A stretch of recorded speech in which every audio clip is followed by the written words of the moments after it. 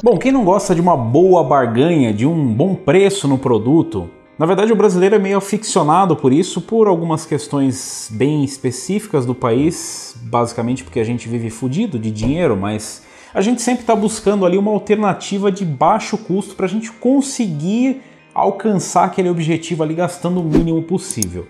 No PC, isso é praticamente uma obsessão e parece que agora nós temos um novo representante, pelo menos na parte dos CPUs. Ele já está há algum tempo aí, você já deve ter ouvido falar do Athlon 200GE. Ele que tem a missão de ser o Pentium Killer, o matador de Pentiums, mas será que ele consegue resolver esse problema? E mais, será que ele consegue empurrar uma placa de vídeo como a RX 570? Sua placa de vídeo está estranha? Começou a aparecer alguns artefatos, ela não funciona mais corretamente? Seu notebook está superaquecendo e desligando?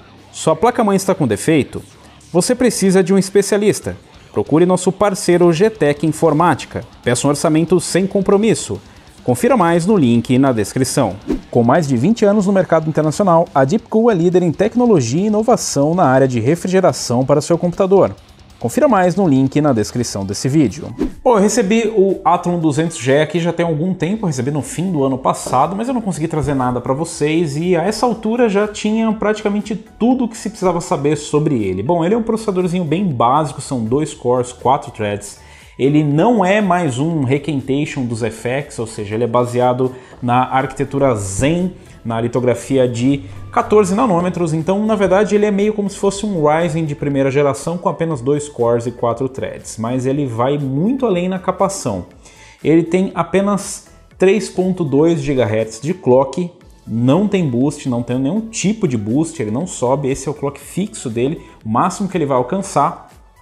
E ele tem um bônus que é a sua Vega integrada. Então ele tem uma pequenina Vega 3 integrada. Se você comparar aí com o que vem logo acima dele, a APU que vem logo acima dele, que é o Ryzen 3 2200G, nós teremos ali uma Vega 8 e, por fim, no Ryzen 5 2400G, uma Vega 11. Então, sabe-se que são bem surpreendentes aí, né, o desempenho que a gente consegue alcançar com o Ryzen 3 e o Ryzen 5 2400G, mas com 3 núcleos Vega, bom, dá pra gente brincar com alguma coisa, mas eu resolvi fazer uma coisa um pouquinho diferente. Eu já trouxe para vocês um vídeo falando aí sobre o setup que eu ia montar, então se você não viu ainda, dá uma olhadinha no vídeo falando sobre o setup, e aqui eu vou mostrar para vocês justamente a montagem desse setup, enquanto a gente vai comentando um pouquinho sobre o porquê eu resolvi montar esse projeto e por que combinar o Athlon 200GE com uma RX 570. Então, antes de mais nada, vamos falar sobre o setup que eu montei. Eu montei ali no H200i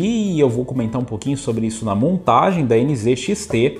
Dentro dele, bom, já estava praticamente montado, né? Eu desmontei o Ryzen 5 2600 ali, eu estou utilizando um HD de 1TB ali da Western Digital. Eu estou utilizando ainda um MS30 da Team Group, um SSD ali de 240GB M.2, eu já vou explicar o porquê. No CPU, obviamente, nós estamos utilizando o Athlon 200GE. Para a placa-mãe eu escolhi uma B350i da MSI, o modelo ITX.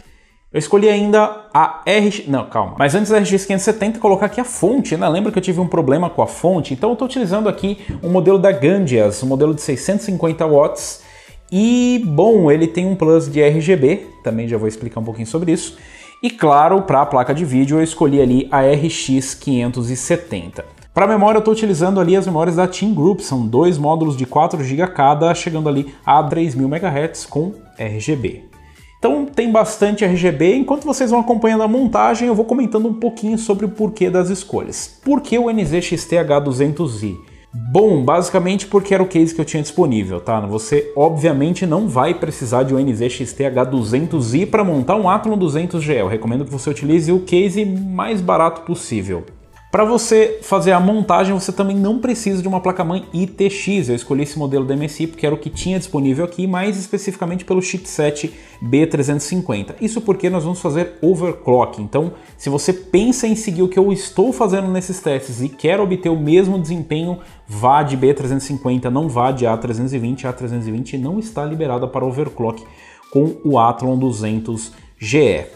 Ainda para montagem eu escolhi os 8 GB de memória ali, porque basicamente é o que se usa. Num setup desse aqui você não vai ver muita gente montando com 16 GB de memória e nem com memórias muito caras. Eu utilizei ali as memórias de 3000 MHz, mas obviamente você pode e deve ir com memórias 2400 MHz. Lembrando que o importante ali é ir no Dual Channel, principalmente se você for usar o vídeo integrado aqui, Vega 3. Se você não for, também recomendo que você utilize Dual Channel, mas você também pode optar por uma configuração de um pente com 8 GB. Já mostrei para vocês alguns testes aqui da diferença que vai ter, e nesse setup aqui não vai fazer muita diferença, se bem que a gente vai estar tão no limite que um Dual Channel ali pode ajudar bastante.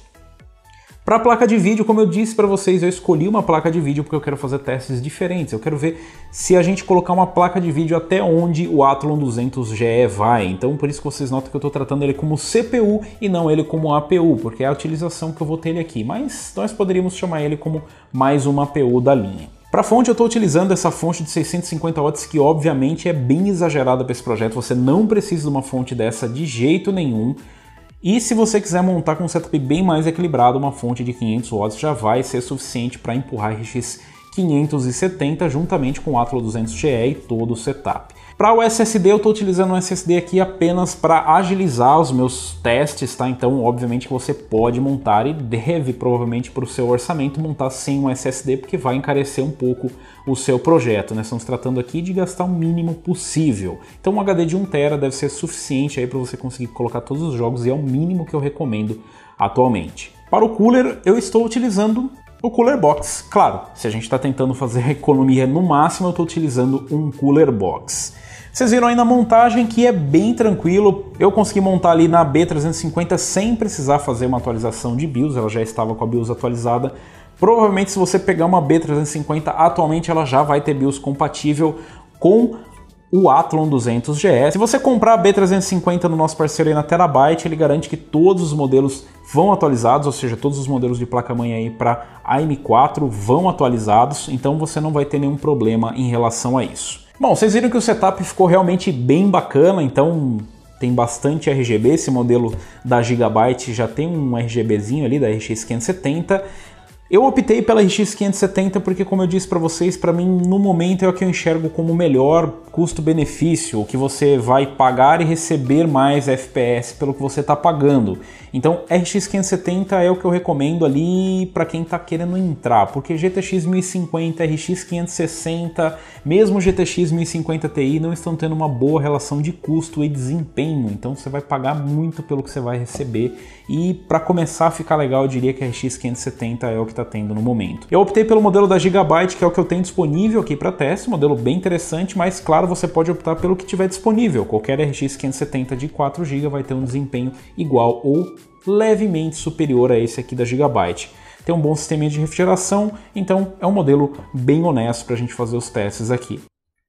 E falando em testes, bom, eu fiz a montagem, mas eu acho que você não veio aqui só pela montagem. Depois de toda essa enrolação, você quer saber se funciona e funciona bem. Antes de mais nada, mais uma vez, nós estamos falando de CPU, então vamos ignorar a Vega 3 aqui, já vamos partir direto para os testes com a placa de vídeo dedicada. Um ponto bem importante é que eu fiz o overclock no Athlon 200GE. Sim, galera, é possível fazer o overclock no Athlon 200GE, é bem simples e bem fácil. Por isso que eu estou recomendando a B350.